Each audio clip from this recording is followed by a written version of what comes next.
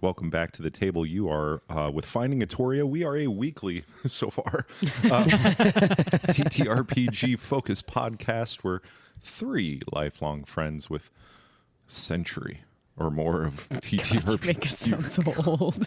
Well, I know we're not And as young. soon as I can pull them out of torpor, I'll introduce you to both Bird and Arcadia and Methuselah at the table today. We're feeling a little old. We're back for an episode here at Wordleaf Media headquarters. Yeah. With plenty of ambient sounds in the background. Say good morning, Tori. Good morning, Tori. I like it. It feels the energy just kind of. Sorry, guys. Did you just I hit promise. me with a Shryuga? I promise that I'll be a little bit more active here in a bit. No, we're just happy to have you back at the table. It's been a while since Yeah, the three of us. the Right? three of us here, and we've had so much fun with Jess sitting in. Hey, guess what we're not talking about today, Arcadia? What? Gen Con 2025. We're not? We're not. Oh my I God. think that has been put to bed for the moment. I think we get to go back to a little bit of D&D. It's been a while. It's been a minute since we've hung out Been a with while. the granddaddy of them all. The Rose Bowl? What the hell? It's the tagline for the Rose Bowl. It is actually the tagline for the Rose Bowl. And now What? the lawsuit from the NCAA is on the way. I had no clue. So you learn something new every day. I'd like to point out really quick before we move forward, if you're never on the tracks, you really can't get off the tracks. fair. So we haven't gotten on. I was so going to we say, didn't get off. I like this format where we really don't have to adhere to anything before we fuck it up. You can just That's kind of very true. That's very true. mid fuck up and just then do an episode. We are back today. We appreciate you guys tuning in with us. I do have my two favorite TTRPG people with me here to discuss kind of a broad concept. Yep. A controversial topic I if you was gonna choose say, to go. it can be. You can dive into this and it can get A interesting. little bit of heat on the comments when you find these posts online. Oh because my God. People feel a certain way because you're touching a lot of stones with the idea that when we create a character, we get to add all of these numerical, statistical, even background sort of chapter-wise things. But then alignment is what we're going to discuss today in its impact on TTRPGs, specifically D&D, and maybe the evolution of its use as a tool in the game from edition to edition and how it's viewed today by gamers and TTRPG community. So that's enough of me talking. I'm going to pass it around the table. Alignment has a definition according to D&D Beyond, and Oh my God, are I am you not going to read it. Thank you. I just want to I acknowledge was that going to there be is like, one. wait. What does it, Arcadia, when you hear alignment, because it was kind of a big deal when we started playing. It was Yeah, a big it deal when we was. started playing, and it is, like you said, very controversial right now. If you're out on the socials in groups that play Dungeons and Dragons, people have very strong opinions. They staunchly hold to those opinions and will argue with anyone who disagrees with them. So don't argue with us. We're just putting out our Do you find opinions. yourself there, though? Do you have very strongly rooted and sort of rigid opinions on the concept? So I don't think I tend to have very strong and rigid opinions about anything, but I do. If I had to choose, I would fall on the side of using alignment. Okay. And I think there is a part of that, as to what you just said, where we grew up playing a game where alignment was just an automatic part of character development. And the game itself was very rigid in alignment at that time. Like if you played an elf, you were freaking chaotic good. And I struggle with that because I don't tend to play chaotic good in my characters. I don't, that concept doesn't agree with my own world philosophy as much. And in the idea of playing a mercenary band, but like Jess, like chaotic good all the way. So I don't, Derek. right? So we were forced into these alignments, and what I did like about it is if you bring it into the game, and if you are reasonable with it, it can influence you to play your character in ways that you otherwise would not play your character, which is a part of why I enjoy role playing, because it forces me to maybe not be me. Sure. So And anyway. in that way, it's a role playing tool. But I don't like the idea of like, I've seen a lot of people DM, like, make comments on the boards that like if someone like goes against their alignment, like they get punished, and I'm not saying like chastised or, you know, a negative consequence, like no, like the DM like full on like does something horrible to them. I had, and this was actually in one of my other games, my character, who played, not surprising, Were you a rogue? I was a chaotic neutral road, right? And I was in a room, and there's a bunch of guards, and I went from guard to guard and killed them when they weren't paying attention. Now, our good cleric watched me do this and didn't say anything. Now, said chaotic good, or good, she wasn't even chaotic good. She watched me do this. Now, there was a couple of other things. Was she lawful good?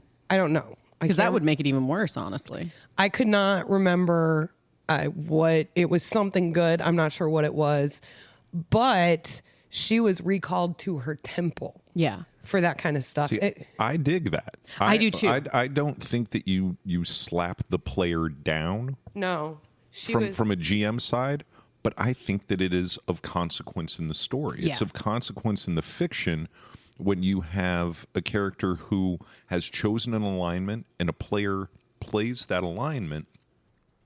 All too often you see alignment, especially in the clerics, especially in those where you're getting some benefit, role-playing your alignment. It kind of goes out the window when it's not convenient. Right. You know what I right. mean? And you get into these quick scenarios, and I don't know how this was resolved at table, but I love how your GM and your story did it, where you've got the kind of the wink and the nod, like, well, the cleric was actually looking at his shoes during all of it. And I don't like that. I think you should have to have some consequence. I there. think it makes it more realistic. DM looked her dead in the face and goes, "Did you just watch her do all that?" And she turned around and said, "Yes." And she was like, "All right." Yeah. Wrote it down. And that's the part of it, is because you can take your cleric, for example. Every time I'm pumping a spell out, that's divine. Right. How do your Grace. spells work if you aren't She was following- recalled to the Sure. temple just bit of panic. because of that. And that is, and a cleric or a paladin or something like that is a little bit different. A warlock, you know, a little bit different, you know, where you have patrons and stuff. I like with other classes where, you know, your skills are not as determined by your alignment. Just the idea that you can have alignment shifts, you know, because I think this is realistic. I think as we grow as human beings, as we are put into situations that our alignment shifts, like honestly, we talk about our Heroes of the Crossroads characters in Atoria, and Idri, because of the time and place in which we started playing that game, is an elf and was required to be chaotic good for that She ain't no timeline. more. But you know, as that story has developed, she's definitely not chaotic good. She's not an evil person by any means, but she is much more pragmatic. It is much more, you know, I am going to do what is right for me and mine. If my family needs protecting, I will kill people. You know, and Lots. and I think You those- have meteor swarm now. I know. So many people. I think those things are realistic. And I wanted to jump in on that, because I think that you get to the heart of what I find useful in alignment and what I find dangerous in alignment. And I want to talk a little bit about that and get your opinions on it before we move forward. When is it appropriate to breach that as a DM? Now, you just gave a great example with your cleric, and hey, you've got to go back and do something. But is it up to the DM to look at the player and say, hey, third session in a row, you're walking around doing nothing lawful, and you're watching people do unlawful things, and you are... When do you step in and say, hey, are you playing your alignment, and does it matter? Well, okay, and lawful, here's the thing. I always stay away from lawful. Well, no. Because here we go. Here's one of the things about lawful.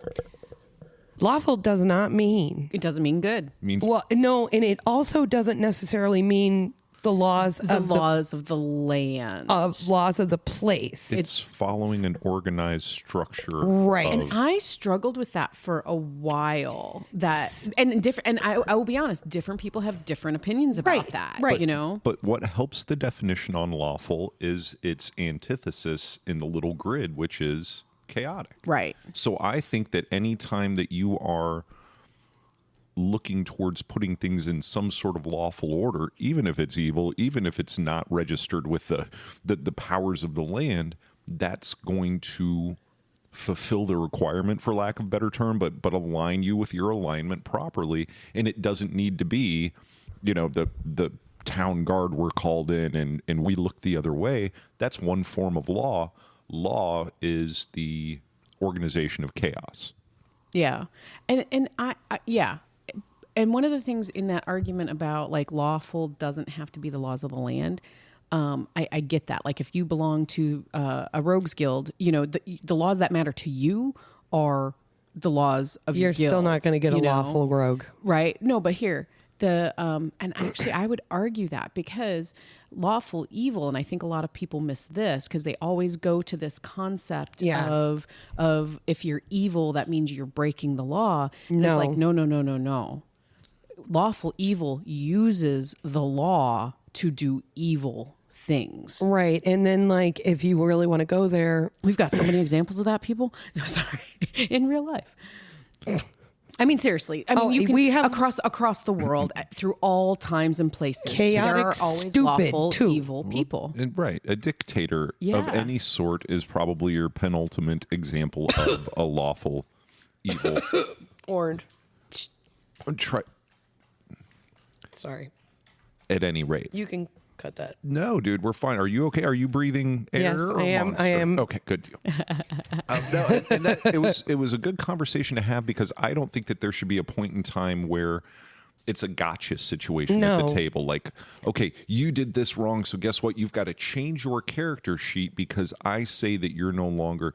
I don't think the GM should have that, but I think that you also, once again, if I've got the paladin walking around beheading people for the third session in a row, let's have a little aside and see if you're playing the character that you want to play. Do you So- really want to be a pally or do you want to be a fighter? Right, or Well, yeah. and I also Hand think tied. a fun way to do this, and I'm just thinking of this because of, Depends of on the oath. playing Daggerheart recently. So this is coming to me. Is I feel like it could be used a little bit like fear. That you broke with your alignment, and there might be all these reasons why you did that. But in reality, if you are a person who does that, there is going to be a moment where you are going to have a crisis of conscience. Absolutely. I almost put it in that Conscious. VTM thing where you are fighting, I am a paladin. I'm on crusade. I've got to do the right thing by my deities. And there's all of this other influence around. And okay, I gave in to getting that purse because I'm straight up out of gold and I had to, there's a little, I like a little fear token, a little bit of a change token that you can, and then we stop off at the temple and we get a little bit of, and now we're back to it. And I think that it is those, you use like, compare it to real life with pardon. alignment. You go through life and these decisions and things change and your ethos molds and it forms differently based on your experiences. And that's where I see alignment and not a, do you do it every day and did I catch you doing the non-chaotic thing when you're supposed to be chaotic? I think that it's an evolving thing. Like you said, your character from 30 years ago is not aligned the same way after all of the game sessions of playing it. I don't know. When you've taken out gods, I don't think you can call yourself chaotic good anymore. Although those gods were pretty. They were evil. bad, man. So maybe you could. But I'm also, and here's the thing is Nori's still neutral. I know. It's true. And it's because but I don't play her chaotic stupid. Right. There's a difference.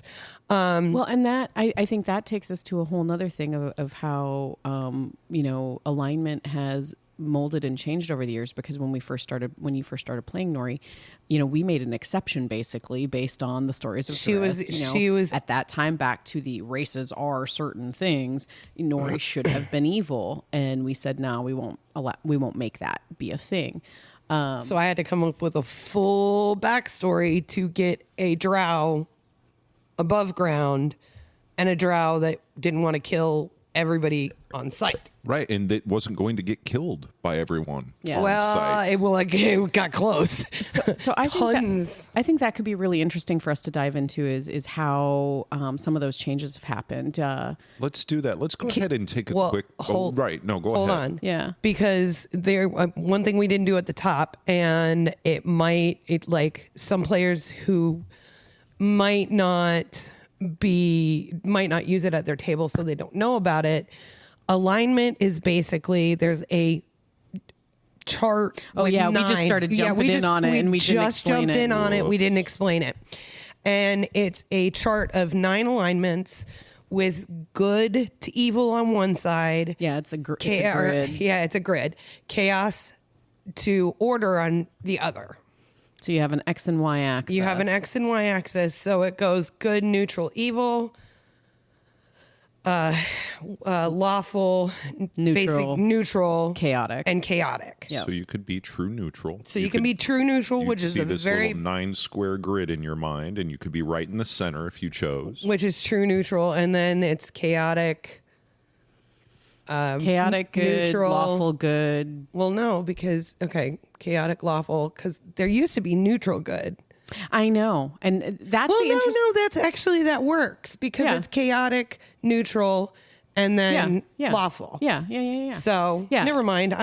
You're like absolutely half asleep. right. But yeah. But there have been the some grid changes, up. and some people make. I've seen people reference alignments that, like, I was like, that's not an alignment. Neutral evil doesn't sound right, but it is, because what you're doing is you're weighing between law and chaos, and you can be in the middle of that. You can be neutral there, and then you are weighing between good and evil, and you can be in the middle of that. So if you're in the middle of both, you don't care if it's lawful. You don't care if it's unlawful. That's the neutral part. Mm-hmm.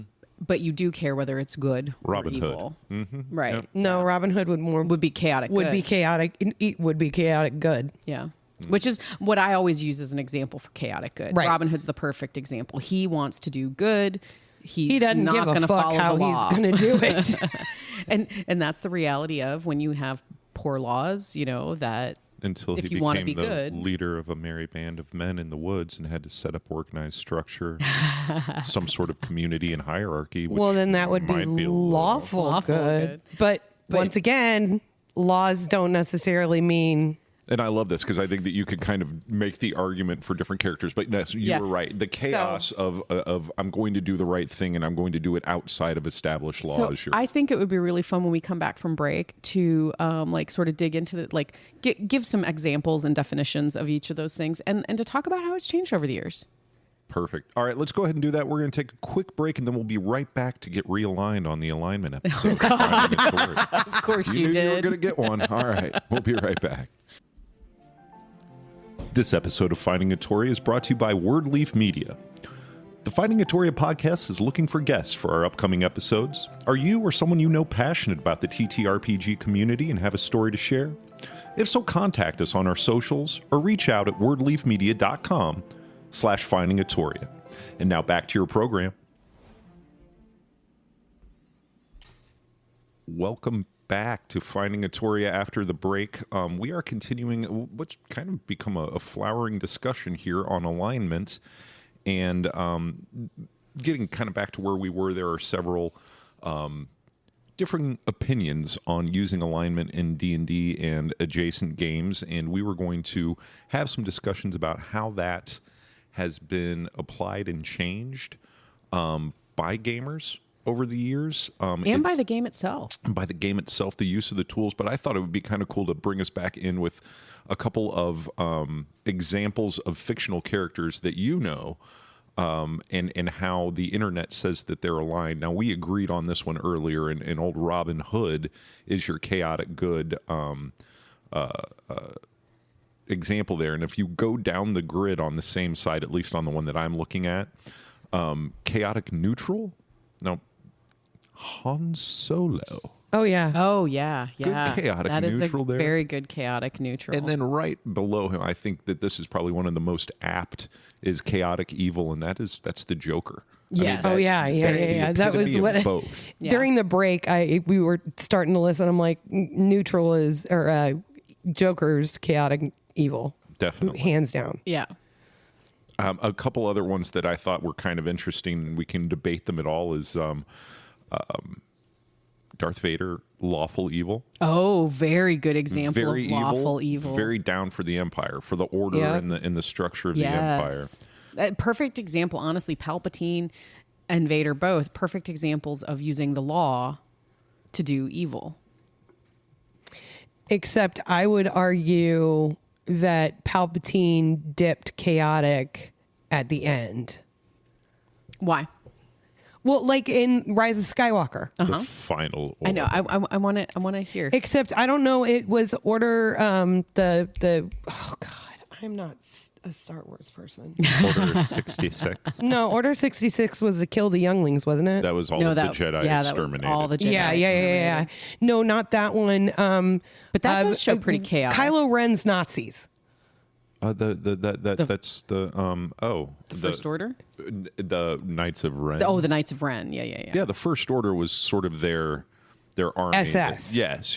Like, there's no other way to put it. And I always remember the scene of Hux up on the pedestal in the very German time period sort of regalia and Yeah. stance. But yeah, I would say Order 66 isn't a bad example of like a chaotic evil type action. But I still think like Palpatine, I mean, he worked within the law. That's how he took over. It's how he enforced what Fair. he did.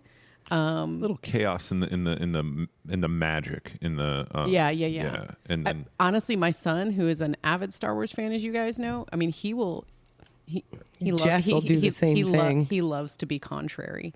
And so he's like, hey, the Empire is the lawful government. And he's not wrong. No. They are the lawful government. rebel scum. So Okay. anyway. So moving along from that, I didn't want us to drown in all of those examples, but we used alignment. We played AD&D 2E Yep. when we started, and it was supposed to. If It was very rigid then. And if it wasn't that, it was at least some really good bumpers on your lane to know, hey, you can't stray too far out from this character. And part of the problem with that at that time was the game was telling you what the alignments of certain, at that time, races in the game were. That's problematic. And we go back to the whole chaotic good thing of the elves. Yeah. And I think about the Tolkien-esque influence on the game, and I picture them, in that scene in the movie and the scene in the book where they look to the mountain and see Smaug and the dwarves are and they just turn away. around, yeah. Because there's some chaos there. It's good. They're good, but I don't know. I think that it was informed a lot on that. I'm really glad that the game moved away from that and moved away from the rigidity and directing where to go. What I really didn't like, I mean, and honestly, as a kid, I did not think about these things, but as an adult looking back, I did not like the fact that you had such strict racial alignment. I mean, it just really ground in this idea that if you were a certain type of person just based on your genetics, that your behavior was in a certain way. And I think they tried a little bit to play that more to that it's the society you were raised in concept, which is sort of how we got around it with Nori. Right. Is by saying, well, she wasn't raised in Drow society. Everybody really quick pronounce the name of the Drow homeworld. Menzo Berenzin. Mr. Who? Menzo Berenzin. No, it's Doctor Who. but that was only one of the cities too. Correct. That was the one in the stories. That was But the I one love in. that word. That was a. Yeah. I always picture him writing that book going, nope, you've got to say it in your head again. Just like for Try the again. 45th time on the Take out page. some more vowels. There's a whole lot of Z's in there. And not And all actually, of them are friendly. no. And the one good thing is the current iterations, the current editions moved away from that because of like orcs, Right, like that. We've talked about that before on the Giants. show. Sure. Those used to be only monsters. goblins. And it was set up at a time where the framework of the game was to give the players adversaries clear adversaries. Right. And if it had, fangs coming out, tusks shooting out, green skin, at the time everybody felt very comfortable recognizing that as a Bad guy. bad guy. And this thought's coming to me now out of curiosity. How much do you think that layout of the game was just simply a product of like, say, looking at high fantasy at the time, which was very much Black and white. Heroes versus evil, and how much of it might have been influenced by trying to stay on the preferred side of issues like the Satanic Panic. How much of an argument against everyone out in society who doesn't understand the game, who is like, oh, this is evil and it's devils and it's demons and stuff. But if you keep that huge hero versus big bad evil, and keep that very black and white, you have a little bit more of an argument to say, well, no, the characters the kids are playing they're heroes. They're like Superman. They're like Robin Hood. Well, and if you go back to some of the older editions, everything, there's a lot of things that are just straight black and white. There's no gray. Right. And the further you move forward in the editions, if you look, and I've noticed this with some of the classes, some of that stuff, where there's so many more shades of gray. And I think you've got a point where they were dealing with some nastiness. People, oh, it's satanic. No, it's not. We've already discussed our opinions on that one. But I think they have made it more nuanced over the years just because black and white doesn't usually happen. Right. I think there's been a push to make it less. I mean, the setting is still very high fantasy, but I think there's been a push to make the characters more true to life versus the epic hero. Brings us back to the alignment point, and one of the things that we were discussing during the break is that evolution of a character mimicking the evolution of a player's life, and that you can start out with an alignment, with an ethos, with a worldview, with all of those qualities that are a certain way. And in life, very rarely do you go through life and stay inside of that. You let other things affect you, and I like that element of alignment in the game. And I will say, I'm not against, like, there's a lot of tables who don't play alignment, and even the game itself has become more loose in regards to the use of alignment, not as rigid. I don't disagree with that evolution of the game. But I've heard the argument from people in the community just about that, like, well, there's no point to it. Like, it doesn't do anything. It doesn't impact. And I'm sort of like, it is as impactful as you make it at your game. And it is just another tool in the table's toolkit to tell a narrative story. And what I really do like about that is that if you use alignment, it can sometimes require that the story maybe goes in a different direction than you wanted. And I know a lot of people would be like, well, that's exactly why I don't want to use it. To me, those points in time are what can make the story the most interesting. Pivot. Yeah. Absolutely. And from a GM seat, and I think I said this early on, at its worst iteration, it's a tool. Right. It's another facet of the character. It's another thing that you can bring into your story and bring into your game. and I think it is meant to adapt. I think that it's something that if you're going to bother having in your game, then you should try to role play it. You know, you should try to make it part of your character. But it is in the game to the point that things can affect it. And I was sitting here going, you never change a character's alignment as a GM, but there's actually pieces of the game that say you do. that do that. I mean, if you curse somebody, part of that can be alignment change. There are magical items with deck of many things. You can, guess what, Robin Hood? Now you're evil. And like it's out there. And I think that if role played right at the right table with the right players, it can add so much agency. If you do it at the wrong time, in the wrong way, with the wrong group of players at the table that's not in agreement on it, you can absolutely rob agency of somebody to say, well, now you don't care about the law. Now you're chaotic. Well, wait a minute. My entire character was that. Or even to just, I've seen it played where GMs just don't allow an action. Right. You know, like, oh no, well, you're chaotic good. You wouldn't do that. Well, guess what? Maybe there's mitigating circumstances and I am going to do that.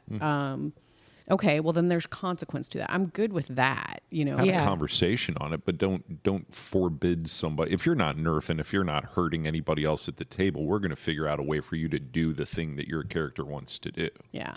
And there, I do like the idea that there's consequences to going against your alignment. But again, like I said earlier, like I have seen some people like explain how they like punish their characters. Yeah. And it's just sort of like, or their players. And it's like, oh, come on. We don't need to go there. But There's also the problem, and this is a problem with people, and it's not just alignment. And it's the statement, it's what my character would do. oh, Okay. And we have had this on our table. we have. Which sometimes it's I a wish good we thing. had a camera on Malcolm's face. Yeah. Sometimes it can be like, okay, that makes sense. And you say that because my immediate thought is I do that in my own head when I'm making choices about how my player is going to play in that moment. I think, okay, what would Idri do? Okay, what would Kira do? What would I think about those things and I make choices based on that. I don't think that's what you're talking about. No. So, one of the most disliked alignment by DM/GMs is chaotic neutral. Go ahead and weigh in. I'm not against any alignment whatsoever. I just think that you are putting yourself or can put yourself into a situation where it's like Leroy Jenkins with a bunch of grenades on a vest and that it can blow up at you. And I think that's what happens when you over role play a role-playing game and forget that you're there to have fun at the table. But you know what? Sometimes you just got to absolutely wax out. Wednesday Addams. Chaotic neutral. But, okay. This just in from Arcadia's brain. I'm sorry. I'm watching the second season of Wednesday. And Oh, shit, it started. yeah. Oh, Bert. Billy Piper. That one I knew. I knew about that. Buscemi. Steve Buscemi. I knew about that They're one, too. So stacked, dude. So good. I can't right now because, okay, so this is absolutely. We've totally Welcome We've back derailed. to Finding a Tory. Witch Hunter Robin came up on Crunchyroll and Chuck was like, and I said, no, do not. That's a deep dive. I said, you do that after we move. I said, if I hear that theme music, I will kill you. I won't really kill him, guys. That was not a death threat. But Metaphor. So I can't watch it now because I have too much. Right? I have There's too too much much to stuff do. going on, and I would binge the crap out of it. But what I was the chaotic neutral situation is because a lot of people play it chaotic stupid. Right. And Yeah, and you've said that term a few times. Right, and it's because chaotic stupid. A lot of times, any of the chaotic alignments, people can take them too far. Well, because they think, oh, well, I'm just here to make chaos. it's Right, also which is a not. That's not the thing. great tool for the wannabe gremlin and the main character syndrome player. Right. Because you're going to be forced to look at me because even in this normal little situation, I've got to go gremlin the fuck out and be a problem. And it turns into the ready-made, oh, here's my chaotic neutral card, so sorry. And Like, I'm just going to walk into town and blow it up because I'm chaotic neutral. here's the thing. I play almost exclusively chaotic neutral characters. But I don't play them chaotic stupid. No. I think you can be tactical. I think that you can be an efficient party member. A good player, not an arseling. Right. And it's just like it goes along with you can use it, but people use it as an excuse for bad behavior is the problem. Yeah. Exactly. So, and you can do that with any alignment. Well, the law said I should cut off my rogue friend's hand because they stole something. The righteous paladin that doesn't let anything fun happen. I mean, That might die in their sleep. the snoot.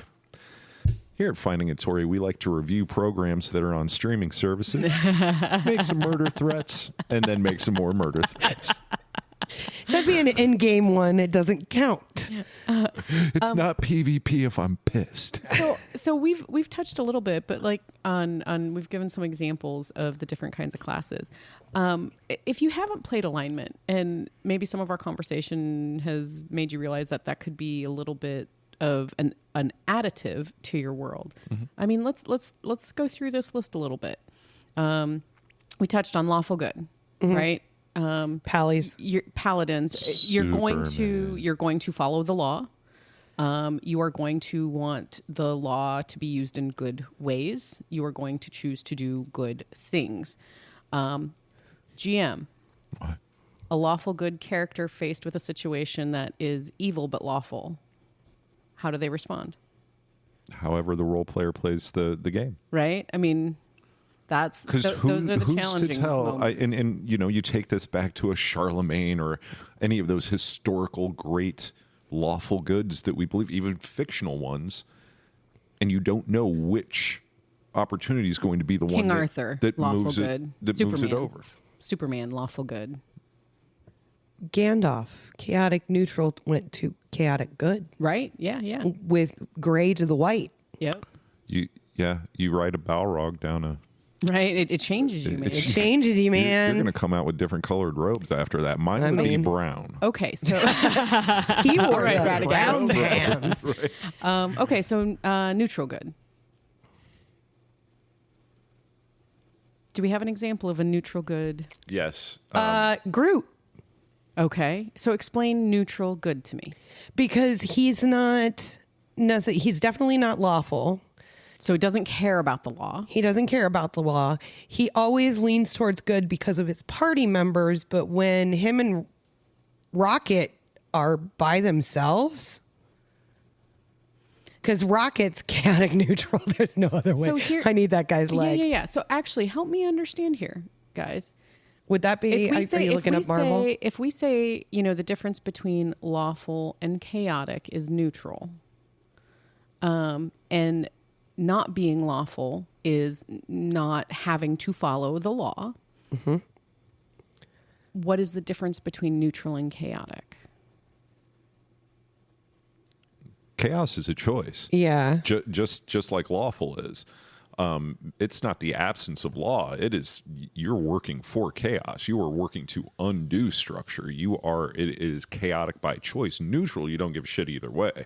Chaotic, you're really out there doing the thing. It's anarchy. I think a lot of people miss that. He might be true neutral, in all honesty. Who Because are you going to, Groot? Groot. I don't know. I think it's tough because you only see him. You have different, or you want baby Groot, you want teenage Groot, Right, You want, yes. and then that's that kind goes of my back to, point on yeah. alignment is it should change and it should shift With your life experiences. with your life experiences, and maybe We Are Groot takes him from A to B, and then the history of the Groot and all of his Right. backstory. There's a whole lot of, and I think you can kind of sit there and fold in on these and go, okay, Luke Skywalker. And everybody's like, okay, it's Little this. bitch. Right. And then, I don't like Luke. I'm so sorry. Luke was always my favorite as a kid. He was whiny. He annoyed me. Not as much as Anakin. I just wanted to talk about alignment for like 5 minutes. Sorry. No, I'm joking. And we're a TTRPG podcast. And all we've been doing There's is talking a Star Wars game. Yeah, whoopty shit. Back to Star. All right. Okay, I'm done. All right. So, chaotic good. Give me an example of chaotic good. A superhero. Oh gosh, Deadpool. Oh No, Deadpool's chaotic neutral. No, Not after the he's third chaotic- movie. Oh. He saved the universe. Yeah, dude. He got his hero moment. He evolved. He's chaotic good now. Okay. All right. Otherwise, he had chance to jump ship, and maybe you could say he was just saving his life or whatever. But there were so many of those points of growth in Deadpool over the 3 movies. I think he evolved. I think we like him better as chaotic. we like him better He's as more chaotic. Deadpool. He's But, more Deadpool. He's on Disney Plus now, so He's a Disney princess. That's the So- best part about that whole he's thing. gotta be good. No, he doesn't. Sure, he does. For the mouse Oh. ears. Well, Sony still has him. Or not Deadpool. Carnage. Chaotic evil. Okay. You gave an example earlier of chaotic good when we were off mic. It was, dang it, who was it? I don't was remember. it? Okay, so I'm just trying to give stuff for people who maybe aren't as familiar. So Wolverine. Chaotic good. there we go. Wolverine is a good example of chaotic good, I think. The character, the one that we did off mic, was the character from V for Vendetta. He's chaotic good. Out Okay. there, just anarchy for the betterment of the man. globe. Okay, Yes. okay. Chaotic good. All right. So then chaotic evil was easy. The Joker is a perfect example of that. Makes chaos does it for Carnage. evil. Yeah. Oh, and True Neutral was kind of cool when we were talking about Yeah, that. True And I Neutral. keep going back to True Neutral because I don't think anybody can play it well. The Watcher. Yeah. Until the episode where like everybody who's True Neutral ends up kind of breaking it at one point, but like they use Doctor is chaotic good. Yeah. See, now I just want to debate the shit out of that. And That's why when I built each him, I made him a pally. Is each doctor different? Yeah, but a pally would be lawful good. What about Treebeard as True Neutral? Yeah. Oh, yeah. No, but he could be a pally because he could have a different oath. Oh, not the lawful lawful. doesn't Yeah, mean yeah, yeah. law of the land. I know. He stole that TARDIS. But I'm sorry. I'm sorry. She But, stole he's him. So There's a chaotic. difference. He's so chaotic. She stole him. Okay, last example. In fact, we've got to name it. The podcast. This podcast, Chaotic neutral. chaotic neutral. Like there's not even a debate there. It's not lawful. That's for damn sure. And what was the example of the often played poorly by Chaotic Munchkin? neutral. They really like little man character syndrome, sound of their own voice. Chaotic neutral. I think the podcast may be chaotic neutral. Very much. Not that we can't grow and shit. And that's why I Absolutely. have 2 podcasts.